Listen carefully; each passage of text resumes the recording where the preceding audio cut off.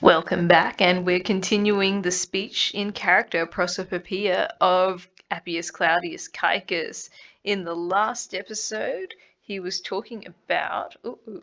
My eraser's not working. Oh no, I've just been using it wrong. Oh, he was talking about how. Don't you remember that all of your ancestors were consuls? All of these guys, woman.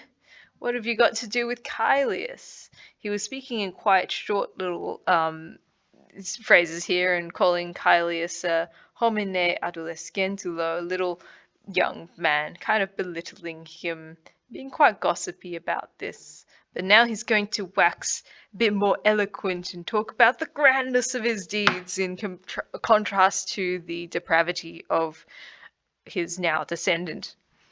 Non denique modo te quinti metelli matrimonium tenuisse sciebas, clarissimi, ac fortissimi viri patriaeque amantissimi, qui simulac pedem liminex dulerat, omnis propecivis virtute, gloria, dignitate superabat.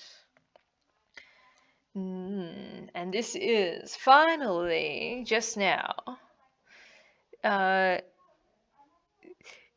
Did you not know Sciebas? Did you not know that was known Scieba? Did you not know that you held marriage, as in that you were married? You held the marriage of Quintus Metellus. You were married to Quintus Metellus, the most famous and most brave man and most loving of his country. Oh, this is going to be set up with lots of pathos later when Cicero makes a diversion to talk about the death of Metellus, how it seems very suspicious and probably maybe Clodia poisoned her husband Metellus. Qui simulac pedem limine extrulerat, who as soon as he set foot outside of his threshold, outside of the door, as soon as he literally brought his foot out of the, brought his foot from the threshold, as soon as he stepped outside the door, he surpassed nearly all citizens. Omnis civis is accusative plural. Nearly all citizens with his virtue, glory, and dignity. Didn't you know you're married to this guy? So have some self-respect, girl. Don't go associating yourself with the adolescentulus, the little young man, Caelius.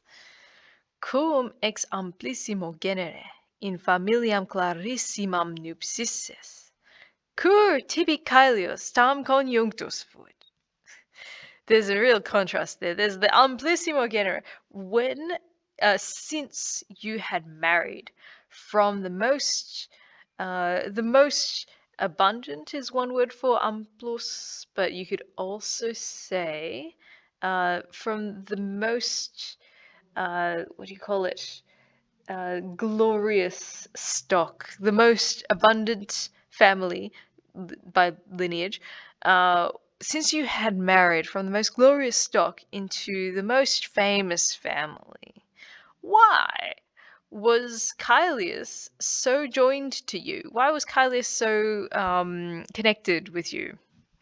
Cognatus ad finis viri tui familiaris. Was he is omitted. Was he a relative by birth, a relative by marriage, or a friend of your husband? Nihil eorum, none of those things. Quidicitur fuit nisi quaedam te meritas ac libido.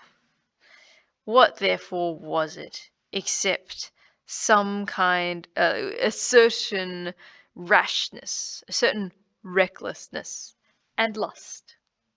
Non et te si nostra imagines viriles non commovebant, ne progenies quidem mea, quinta illa Claudia, Aemulam domesticae laudis in gloria muliebri esse admonebant. This one's a very complicated, interconnected phrase. Surely something happens to you if our manly imagines, our manly images of the ancestors, statue things, did not move you. If they weren't moving you, surely something else was moving you, is what is implied by non et te here. The verbs and the right things will come. The subject will come. Surely something else is going to move you if our manly male ancestral images don't move you. Not even nequidem, my descendant, that famous Quinta Claudia. That's the person who should be moving you if the male images are not doing it for you. Surely that that famous Quinta Claudia was warning you. There we go. The actual verb was warning you, was advising you to be an imitator, to be a rival of her domestic praise, a rival of her domestic, what do you call it? Renown, domestic praise, and in Gloria Muliebri, to be a rival. Surely that Quinta Claudia was advising you to be a rival to her in domestic praise and in womanly glory. And then the note is continuing the surely didn't this happen kind of thing. Surely this happened, right? Why didn't the that famous Vestal Virgin Claudia Vestalis move you or advise you to be a rival of womanly glory? Why didn't, basically, surely that Vestal Virgin Claudia did that for you, who, and this was having embraced her father, patrium complexa triumphantem, that is, while he was on triumph, ab inimico tribuno plebei de curo de trahi passa non est, who did not allow, passa non est, her, having embraced her father, did not allow him, while he was holding a triumph, to be pulled down, to be detrahi, to be dragged down from, by an enemy tribune of the plebs from his chariot. Why didn't that model citizen move you? Curte fraterna vitia potius quam bona paterna et avita et usque a nobis cum in viris tum etiam in feminis repetita moverunt. Here he takes a jab at Clodius the brother as well. Why did the vices of the brother... Well, that actually is a little bit ambiguous. What do you mean by the vices of the brother? Why did your brotherly vices move you more than the good deeds of your father and your grandfather and all of them, usque, all the way from us, i.e. all of your ancestors from me onwards? Why didn't they move you? The good deeds that were repetita, repeated. Cum tum is like both and, both in the men and also in the women.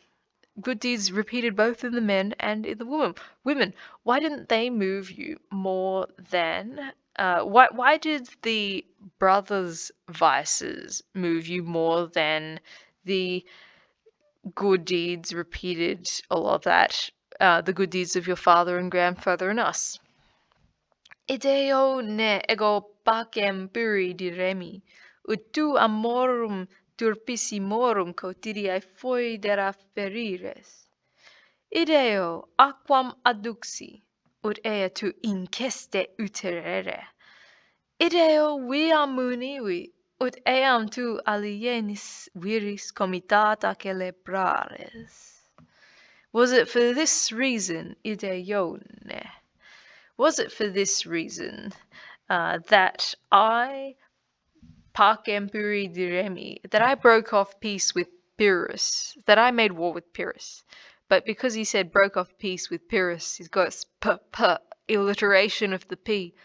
That was it for this reason, so that you would foide referires, FF alliteration, very clever, very grand style, that you would break treaties, strike treaties, make deals, that you would do that every day, treaties with, but the genitive case is used here, like the treaties of lovers, of the most foul lovers, that you would strike treaties with the most disgraceful lovers.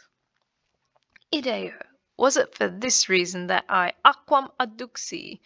Not alliteration because, well, it depends on the definition of alliteration, but certainly the A's are an assonance, repeating the initial sound. Was it for this reason that I brought in water? Aquam adduxi is a reference to that I built the aqueduct, the Appian aqueduct, that you would use it uncleanly, inceste. Can't help but see the English word incest in there, but it may also be a reference to prostitution, of a prostitute cleaning herself, or of brothels diverting water illegally. But you would use it uncleanly, shamelessly. We have no idea what exactly he means by use it uncleanly, but I think the exercise of a person listening to this speech putting an image in their mind, it kind of like that arises from whatever they think, and there's a power in that of the imagination being worse than the actual thing, and then actually saying something out loud explicitly, that you would use it uncleanly. Was it for this reason that I built a road, the Appian Way, very good road, very famous road, full of very great tourist attraction even now, that I built the road, that you would frequent it, that is, go there in a crowd or go there often, accompanied with other men, i.e., men not your husband, with other men. And the Aeon is referring to the road, that you would frequent it accompanied with other men. A woman being on the road, like out in the public sphere and kind of like accompanied by a crowd of lovers, that's a super dodgy kind of, even to like the idea of being out on the street is kind of an unsavory picture. And that's what is drawing on. Is drawing together the achievements of Appius Claudius Caecus and contrasting it with the debauchery of Clodia.